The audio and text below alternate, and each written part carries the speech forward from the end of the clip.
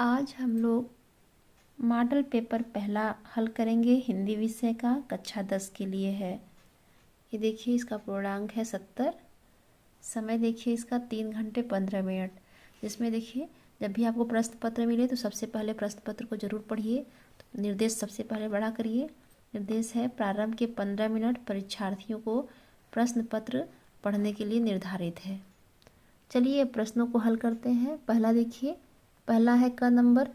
निम्नलिखित कथनों में से कोई एक कथन सत्य है, उसे पहचान कर लिखिए। 1 नंबर के लिए प्रश्न है, जिसमें देखिए 4 ऑप्शन दिए हुए हैं, जिसमें से कोई एक सही होगा। तो चलिए ऑप्शन पढ़ते हैं। पहला ऑप्शन है, सियाराम शरणगुप्त भेंट वार्ताकार हैं। पहला गलत है। मैला आंचल शैलेश मटियानी का प्रसिद्ध उपन्यास है, ये भी गलत है। मैला आंचल फणीश्वर नाथ का है। और तीसरा देखिए, इलास चंद्र जोशी सफल उपन्यासकार हैं, ये सही है, तीसरा नंबर। और चौथा है, रामविलास शर्मा ख्याति प्राप्त कवि हैं। तो बच्चों, रामविलास शर्मा जो है कवि नहीं है, बल्कि ये आलोचक हैं। तो इसमें उत्तर नंबर 3 सही होगा। इलास चंद्र जोशी सफल उपन्यासकार हैं। ख नंबर देखिए, निम्नलिखित कृतियों में से किसी एक के लेखक का नाम लिखिए। 1 नंबर के लिए है। तो देखिए, पहला है एक घूंट, दूसरा है पंचपात्र, तीसरा है शिक्षा एवं संस्कृति और चौथा है अनंत आकाश। तो आपको कोई एक ही लिखना है। एक घूंट के लेखक जो है जयशंकर प्रसाद हैं। यह नाटक है। तो हम आपको प्रश्न हल करा रहे हैं, इसलिए हम आप सबको बता देंगे। पंचपात्र पद्मलाल पुन्नालाल बख्शी का निबंध संग्रह है। शिक्षा एवं संस्कृति राजेंद्र प्रसाद का है, जो कि निबंध है। अनंत आकाश जयप्रकाश भारती का है, जो कि आलोचना है। लेकिन बच्चों, आप केवल एक ही लिखेंगे, चारों नहीं लिखेंगे। अगला देखिए, ग नंबर। यशपाल की किसी एक रचना का नाम लिखिए। 1 नंबर के लिए ये प्रश्न है। उत्तर होगा झूठा सच। नंबर घ देखिए, किन्नर देश में रचना किस विधा पर आधारित है। किन्नर देश में, जैसा कि नाम से ही प्रतीत हो रहा है, ये यात्रावृत्त है, यानी यात्रा विधा पर आधारित है। अंगा वाला देखिए, किसी एक एकांकी लेखक का नाम लिखिए। तो कोई एक एकांकी लेखक डॉक्टर राम कुमार वर्मा। प्रश्न संख्या 2 का क है, रीतिकाल के 2 कवियों के नाम लिखिए, जिसका 1 नंबर है, यानी 2 नंबर के लिए प्रश्न है। तो इसका उत्तर होगा, रीतिकाल के 2 कवि हैं, कवि बिहारी लाल हो जाएंगे एक, और एक हो गए आचार्य केशवदास। दूसरा का ख देखिए, नीरजा तथा आकाश गंगा के रचयिता के नाम। ये भी प्रश्न 2 नंबर के लिए है। तो नीरजा महादेवी वर्मा जी की रचना है और आकाश गंगा राम कुमार वर्मा की है। दूसरे का ग देखिए, निम्नलिखित रचनाओं में से किसी एक रचना के रचयिता का नाम लिखिए। त्रिधारा, जमीन पक रही है, पंचवटी और समर्पण। तो आपको कोई एक ही लिखना है। यहाँ मैं आपको पेपर हल करा रही हूँ, इसमें चारों का बताऊंगी। त्रिधारा सुभद्रा कुमारी चौहान जी का है। जमीन पक रही है केदारनाथ सिंह का है। पंचवटी मैथिली शरण गुप्त का है। और समर्पण माखनलाल चतुर्वेदी जी की रचना है। प्रश्न नंबर 3 देखिए, निम्नलिखित गद्यांशों में से किसी एक के नीचे दिए गए प्रश्नों के उत्तर दीजिए। तो इस तरह का प्रश्न करने के लिए आपको गद्यांश को 1 से 2 बार 3 बार बहुत ध्यान से पढ़ना चाहिए। तो आप गद्यांश को अच्छे से पढ़ने के बाद ही इसका उत्तर दीजिएगा। तो चलिए गद्यांश को पढ़ना शुरू करते हैं। जिंदगी को मौत के पंजों से मुक्त कर उसे अमर बनाने के लिए आदमी ने पहाड़ काटा है। किस तरह इंसान की खूबियों की कहानी सदियों बाद आने वाली पीढ़ियों तक पहुंचाई जाए, इसके लिए आदमी ने कितने ही उपाय सोचे और किए। उसने चट्टानों पर अपने संदेश खोदे, ताड़ों से ऊंचे धातुओं से चिकने पत्थर के खम्भे खड़े किए, तांबे और पीतल के पत्थरों पर अक्षरों के मोती बिखेरे, और उसके जीवन मरण की कहानी सदियों के उतार पर सरकती चली आ रही हैं, जो आज हमारी अमानत विरासत बन गई है। देखिए, अब इसमें 3 प्रश्न दिए हुए हैं, और आप ये भी ध्यान दीजिएगा, ये प्रश्न 6 नंबर के लिए है, यानी कि 3 प्रश्न दिए हैं और तीनों प्रश्न के लिए 2-2 अंक निर्धारित किए गए हैं। तो आप प्रश्नों का उत्तर सोच समझ के दीजिएगा। देखिए, पहला प्रश्न है, प्रस्तुत गद्यांश का संदर्भ लिखिए। तो गद्य पढ़ने के बाद ये समझ में आ रहा है कि ये हमारी पाठ्य पुस्तक अजंता से लिया गया है, जिसके लेखक डॉक्टर भगवत शरण उपाध्याय हैं। तो प्रस्तुत गद्यांश का संदर्भ लिखिएगा। तो प्रस्तुत गद्य अवतरण हमारी पाठ्य पुस्तक हिंदी गद्य के अजंता नामक पाठ से लिया गया है, जिसके रचयिता या जिसके लेखक डॉक्टर भगवत शरण उपाध्याय हैं। प्रश्न नंबर ब देखिए, रेखांकित अंश की व्याख्या कीजिए। जिंदगी को मौत के पंजों से मुक्त कर उसे अमर बनाने के लिए आदमी ने पहाड़ काटा। किस तरह इंसान की खूबियों की कहानी सदियों बाद आने वाली पीढ़ियों तक पहुंचाई जाए, इसके लिए आदमी ने कितने ही उपाय सोचे और किए। प्रस्तुत पंक्तियों में लेखक का मानना है कि शरीर तो मर जाता है, शरीर का मौत तो निश्चित है, इसलिए शरीर के मरने के बाद उसको जानने के लिए, यानी उसकी अमर रहने की जो इच्छा है, उस इच्छा को कायम रखने के लिए मनुष्य ने उसकी कहानी को दूसरों तक पहुंचाने के लिए क्या किया, पहाड़ को काटा, यानी अपने पहाड़ों को काटने जैसा कठिन कार्य किया और मनुष्य की विशेषताओं की गाथा अनेक शताब्दियों तक आने वाली पीढ़ियां जान लें, इसके लिए उसने बहुत सारे उपाय सोचे। जैसे उसने पत्थरों पर अपने संदेश और मान्यताओं को खोदा, इसी प्रकार मनुष्य ने अपनी विशेषताओं की कहानी में सदियों बाद आने वाली पीढ़ियों का परिचय कराने के लिए अनेक उपाय सोचे और उनका मूर्त रूप भी बनाया। जैसे कहीं मंदिर बनाए गए, कहीं संदेश खुदवाए गए, कहीं चित्रकारी की गई। तात्पर्य यह है कि मनुष्य जो है अमर रहने की जो इच्छा है उसकी किसी न किसी रूप में जागृत हुई, इसी वजह से उसने पहाड़ काटा, ऐसा लेखक का मानना है। अगला प्रश्न है स, व्यक्ति ने आगामी पीढ़ी तक अपनी बातों को पहुंचाने के लिए क्या क्या किया। तो इसका उत्तर होगा, व्यक्ति ने आगामी पीढ़ी तक अपनी बातों को पहुंचाने के लिए चट्टानों पर संदेश खोदे, चिकने पत्थर के खंभे गढ़े, तांबे और पीतल तथा पत्थरों पर अक्षरों के मोती बिखेरे, जो सदियों तक सरकती आ रही हैं और हमारी अमानत विरासत बन गई हैं। यानी आपको जो उत्तर है कहीं अलग से नहीं लिखना है, इसी गद्य से ही खोज के लिखना है। यानी यहाँ देखिए उत्तर दिया हुआ है। इसमें देखिए अगला गद्य है ख नंबर पे, आज हम इसी निर्मल शुद्ध शीतल और स्वस्थ अमृत की तलाश में है और हमारी इच्छा अभिलाषा और प्रयत्न यह है कि वह इन सभी अलग अलग बहती हुई नदियों में अभी भी उसी तरह बहता रहे और इनको वह अमृतत्व देता रहे जो जमाने के हजारों थपेड़ों को बर्दाश्त करता हुआ आज भी हमारे अस्तित्व को कायम रखे हुए है और रखेगा। तो देखिए व्याख्या तो आपको एक ही करनी है, लेकिन मैं यहाँ पेपर हल करा रही हूँ, इसलिए मैं आपको दोनों का व्याख्या बता दे रही हूँ। प्रश्न नंबर देखिए पहला है, उपयुक्त गद्यांश का संदर्भ लिखिए। तो इसका पहले संदर्भ लिखेंगे, आप गद्य को ध्यान से पढ़िएगा और ध्यान से पढ़ने के बाद तो इसका उत्तर लिखेंगे आप कि प्रस्तुत गद्यांश हमारी पाठ्य पुस्तक में संकलित भारतीय संस्कृति पाठ से लिया गया है, जिसके रचयिता डॉक्टर राजेंद्र प्रसाद हैं। और ये ध्यान रखिएगा कि पाठ का नाम और लेखक का नाम बोल्ड होना चाहिए, यानी काले पेन से बोल्ड करके लिखिएगा। फिर देखिए कह रहा है रेखांकित अंशों की व्याख्या कीजिए। तो बच्चों इसमें रेखांकित अंश तो पूरा कर दिया है, तो आपको इसको पूरे का व्याख्या करना होगा। अब इसकी व्याख्या देखिए, इसमें इसने पूरे पैराग्राफ को अंडरलाइन कर दिया है, तो इसका बस समझ लीजिए। अब इसका आप व्याख्या देखिए, आज हम इसी निर्मल शुद्ध शीतल और स्वस्थ अमृत की तलाश में हैं और हमारी इच्छा अभिलाषा और प्रयत्न यह है कि वह इन सभी अलग अलग बहती हुई नदियों में अभी भी उसी तरह बहता रहे। तात्पर्य यह है कि लेखक का मानना है कि भारत देश ने अनेक तरह के संकट झेले, अनेक कष्ट झेले, फिर भी जो भारतीय संस्कृति है उसकी विभिन्नता में एकता, यानी अनेकता में एकता एक ऐसा तत्व है जो कभी भी मिटाया नहीं जा सकता।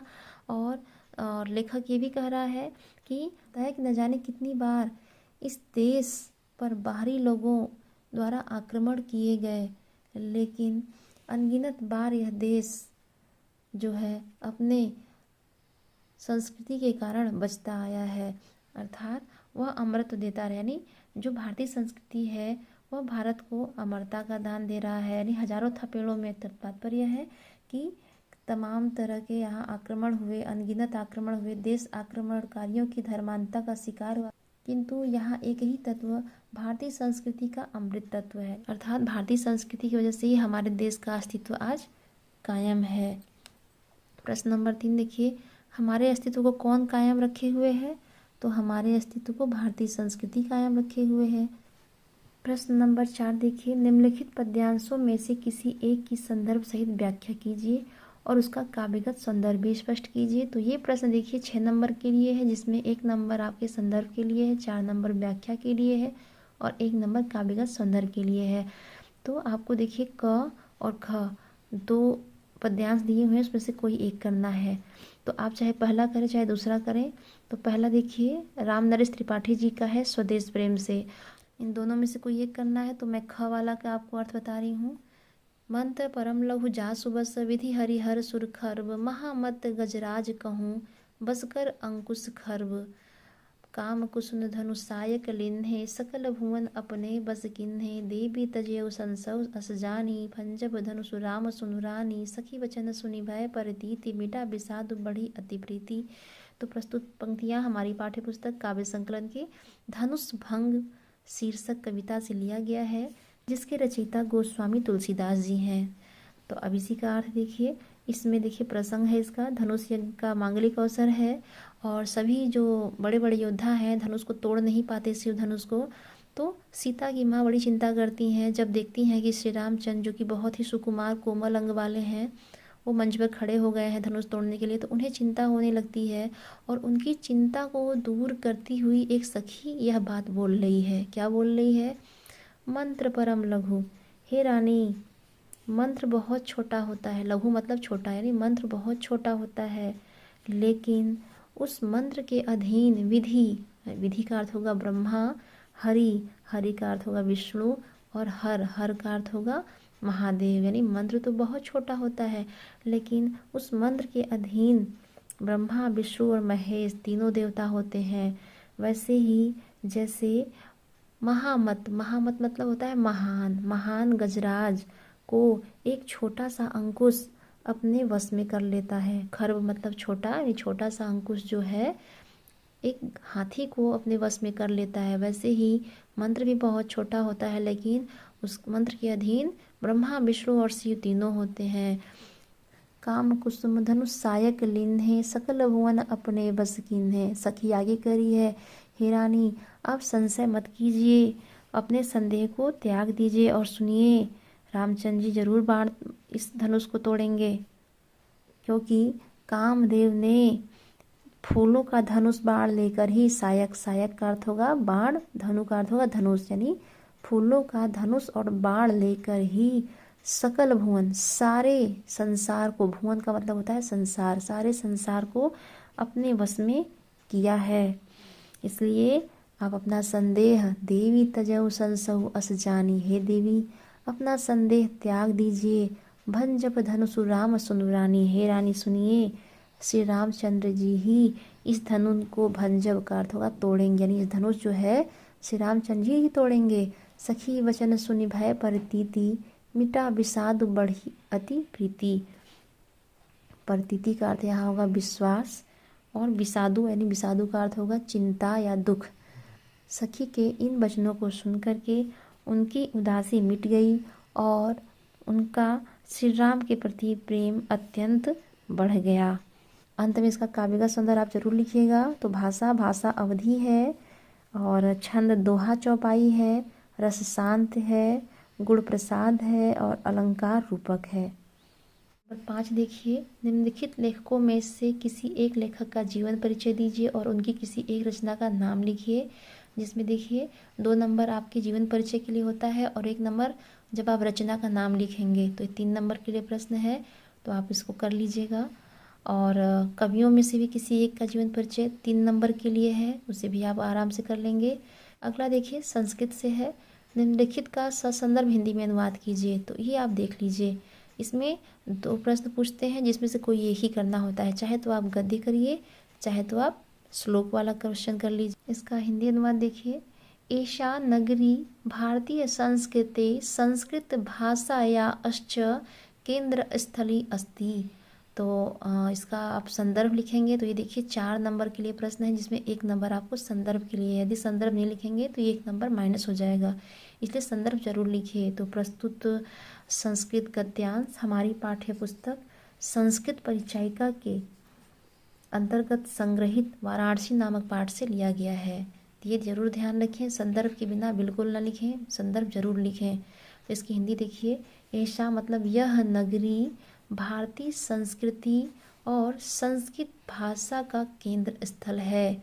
इत एव संस्कृत वाङ्मय यस्य संस्कृते अश्च आलोकः सर्वत्र प्रसृतः। अर्थात इत एव यानी यहीं से संस्कृत साहित्य, संस्कृत वाग्मय में मतलब संस्कृत साहित्य और संस्कृति का आलोक मतलब प्रकाश, प्रकाश सर्वत्र मतलब सब जगह फैला। मुगल युवराजः दाराशिकोहः अत्रागत्य भारतीय दर्शनशास्त्राणाम् अध्ययनम् अकरोत्। अर्थात मुगल युवराज दाराशिकोह ने अत्रागत्य मतलब यहीं आकर भारतीय दर्शन शास्त्रों का अध्ययन किया। स तेषां ज्ञानेन तथा प्रभावितः अभवत् यत् तेन उपनिषदाम् अनुवादः पारसी भाषायां कारितः। अर्थात स तेषां ज्ञानेन तथा प्रभावितः अभवत्, वह उनके ज्ञान से ऐसा प्रभावित हुआ कि यत् तेन उपनिषदाम् अनुवादः पारसी भाषायां कारितः, यत् कि उसने, तेन मतलब उसने, उन उपनिषदों का अनुवाद फारसी भाषा में कराया। अगला प्रश्न देखिए 7वां नंबर का है। क अपनी पाठ्य पुस्तक से कंठस्थ किया हुआ कोई एक श्लोक लिखिए जो इस प्रश्न पत्र में न आया हो। तो आप कम से कम 4 से 5 श्लोक याद कर लीजिए ताकि आप कोई भी आसान सा लिख सकिए। तो ये आप खुद से कर लीजिएगा। फिर है निम्नलिखित में से किन्हीं 2 प्रश्नों के उत्तर संस्कृत में दीजिए। कि पहला प्रश्न है वीरः केन पूज्यते, तो आप बहुत इजी लिख सकते हैं, केन की जगह वीरेण हो जाएगा, वीरः वीरेण पूज्यते। अगला प्रश्न देखिए श्वेत केतु कः आसीत्, उत्तर होगा श्वेत केतु अरुणस्य पौत्रः आसीत्। आप 2 ही करिएगा, मैं आपका पेपर हल करा रही हूँ इसलिए मैं आपको पूरे उत्तर बता दे रही हूँ। तो अगला है चंद्रशेखरः कः आसीत्, तो चंद्रशेखरः एकः प्रसिद्ध क्रांतिकारी आसीत्। फिर अगला है वाराणसी नगरी किमर्था प्रसिद्धा, तो वाराणसी नगरी विद्या दर्शन साहित्य धर्म कला शिल्पार्थ प्रसिद्धा। फिर 5वां देखिए भारतीय संस्कृति मूलम किमस्ति, तो भारतीय संस्कृति मूलम जो है विश्वस्य स्रष्टा ईश्वर एव अस्ति इति भारतीय संस्कृति मूलम। प्रश्न नंबर 8 देखिए जिसमें क नंबर पे हास्य या करुण रस की परिभाषा लिखना है, जिसमें उदाहरण सहित लिखना है। फिर है रूपक या अतुरच्छा अलंकार का लक्षण उदाहरण लिखना है जो 2 नंबर के लिए है। और तीसरा है इसमें ग नंबर पे सोरठा या रोला छंद की परिभाषा लिखिए, उदाहरण भी दीजिए। तो मैं इसको नहीं हल करा रही हूँ, ये बहुत ईजी है, आप इसको कर लीजिएगा। ये प्रश्न नंबर 9 देखिए व्याकरण वाले प्रश्न है, इसको मैं हल करा दे रही हूँ। निम्नलिखित उपसर्गों में से किन्हीं 3 के मेल से एक एक शब्द बनाइए। तो आपको ज़्यादा नहीं केवल 3 का करना है। तो एक एक नंबर के लिए देखिए 3 नंबर का ये है। पहला देखिए अधि, इससे बन जाएगा अधिकार, और उप से हो जाएगा उपसंहार, अभि से हो जाएगा अभिमान। 3 ही बनाना है, 3 से ज़्यादा बिल्कुल बनाने की जरूरत नहीं है। फिर ख नंबर पर देखिए निम्नलिखित प्रत्ययों में से किसी 2 प्रत्यय का प्रयोग करके आप एक एक शब्द बनाइए। तो 2 प्रत्यय का ही प्रयोग करना है, ज़्यादा नहीं बनाना है। आई, आई से बनेगा मिठाई, ई से बनेगा मानवीय। फिर नंबर ग देखिए निम्नलिखित में से किन्हीं 2 का समास विग्रह कीजिए तथा समास का नाम लिखिए। तो केवल 2 का करना है, जिसमें त्रिनेत्र है, चौमासा है, तो दोनों में संख्यावाचक है, बहुत आसान है। संख्यावाचक जहाँ आ जाए वो द्विगु समास होता है और इसका विग्रह हो जाएगा त्रिनेत्र यानी 3 नेत्रों का समूह, चौमासा का हो जाएगा 4 माह का समूह। और अन्न जल का देखिए ये तो दोनों आशा निराशा, ये दोनों द्वंद्व समास का है, जिसमें अन्न और जल आशा और निराशा। प्रश्न संख्या 9 का घ देखिए निम्नलिखित में से किन्हीं दो का तत्सम रूप लिखिए। तो केवल दो का ही करना है। जैसे पहला है बुढ़ा, बुढ़ा का हो जाएगा वृद्ध, दही दही दही का हो जाएगा दधी, घी घी का तत्सम घृत हो जाएगा, और श्राप श्राप का तत्सम साप हो जाएगा। प्रश्न नंबर 9 का अंक देखिए, निम्नलिखित में से किन्हीं दो शब्दों के दो दो पर्यायवाची लिखिए। तो दो शब्दों के केवल दो दो लिखने हैं। रात्रि, रात्रि का हो जाएगा रात रजनी, गाय गाय का हो जाएगा गौ धेनु, और अगर पर्वत का देखेंगे तो पर्वत का हो जाएगा गिरी पहाड़, गंगा का हो जाएगा भागीरथी देव नदी। और प्रश्न नंबर 10 देखिए, 10 में क है, निम्नलिखित में से किन्हीं दो में संधि कीजिए और संधि का नाम लिखिए। इसका संधि विच्छेद हो जाएगा प्रतिधन एकम यण संधि, पित्राकृति पितृधन आकृति यण संधि, स्वागतम सुधन आगतम यण संधि, गुरुवादेश गुरुधन आदेश यण संधि। यानी सब में यण संधि ही है, और लेकिन आप चारों मत करिएगा, आप केवल दो करिएगा, कोई भी दो कर लीजिएगा, 2 नंबर के लिए है। प्रश्न संख्या 10 का ख देखिए, निम्नलिखित शब्दों के रूप षष्ठी विभक्ति बहुवचन में लिखिए। तो चाहे आप मति या मधु का कोई एक लिखिएगा, चाहे मति या नदी में से कोई लिखिएगा। तो हमें लग रहा है कि मिसप्रिंट हो गया है, इसको कुछ और यहाँ देना चाहिए था। तो पहला है मति, मति का हो जाएगा षष्ठी विभक्ति बहुवचन मति नाम। अगर मधु का देखेंगे तो मधु नाम हो जाएगा, फिर ये वही रहेगा मति नाम, और नदी का नदी नाम। फिर है ग देखिए। अब प्रश्न देखिए अगला है, निम्नलिखित में से किसी एक की धातु लकार पुरुष तथा वचन का उल्लेख कीजिए। अपठताम हसेतम हसिष्यति हसेव। तो ये देखिए आधा आधा नंबर, यानी ये जब लिखेंगे तो आपको वैसे आधा आधा नंबर मिलता जाएगा। धातु लकार पुरुष और वचन। तो अपठताम, अपठताम का धातु पट है, लकार लंग लकार है, वचन द्विवचन है, और पुरुष प्रथम पुरुष है। हसेतम का देख लीजिए, हसेतम का धातु है हस, और लकार विधिलिंग है, द्विवचन है, प्रथम पुरुष है। हसी हसिष्यति, हसिष्यति का जो है ये भी हस धातु का है, लिट लकार है, और एक वचन है, प्रथम पुरुष एक वचन। हसेव, हसेव का भी हस धातु है, लकार विधिलिंग है, द्विवचन और उत्तम पुरुष है। संख्या 10 का देखिए घ, निम्नलिखित वाक्यों में से किन्हीं दो का संस्कृत में अनुवाद कीजिए। पहला देखिए, वाराणसी धर्मों की संगम स्थली है, तो इसका संस्कृत अनुवाद होगा वाराणस्या धर्मेण संगम स्थली अस्ति। हमें विद्यालय जाना चाहिए, यहाँ देखिए चाहिए के अर्थ में है, तो इसका मतलब यहाँ विधिलिंग होगा। तो इसका संस्कृत अनुवाद होगा हमें, अहम आवाम वयम के हिसाब से यहाँ देखिए हमें यानी वयम, वयम विद्यालयम गच्छेम। फिर तीसरा देखिए, सभी छात्र पत्र लिखेंगे। सभी यानी सर्वे, छात्र यानी छात्राः, छात्र छात्र छात्राः का रूप जो चलता है, तो छात्राः, सर्वे छात्राः पत्रम लिखेंगे। भविष्यत काल है तो लिखस्यन्ति। चौथा नंबर देखिए, आजाद को बच्चों ने घेर लिया, तो बच्चों ने कहा होगा बालकाः, यानी बालकाः आजादम परितः वेष्टयति। फिर है पांचवा, शिष्य ने गुरु से प्रश्न किया। शिष्यः गुरुम प्रश्नम अकरोत्। आपको करना केवल दो ही है, ये ध्यान रहे। मैं यहाँ प्रश्न पत्र हल करा रही हूँ, इसलिए मैंने पूरा बता दिया है। 11वें नंबर पे है, निम्नलिखित में से किसी एक विषय पर आप निबंध लिखिए, जो 6 नंबर के लिए होगा। निबंध आप जरूर पढ़िएगा, जिसमें देखिए यह हमेशा पूछता है, परिश्रम सफलता की कुंजी है, व्यावसायिक शिक्षा से लाभ, जनसंख्या वृद्धि एक अभिशाप, सत्संगति का महत्व, मेरा प्रिय समाचार पत्र, और एक आता है विज्ञान का चमत्कार हो गया, और ये पर्यावरण संरक्षण पे भी निबंध आता है।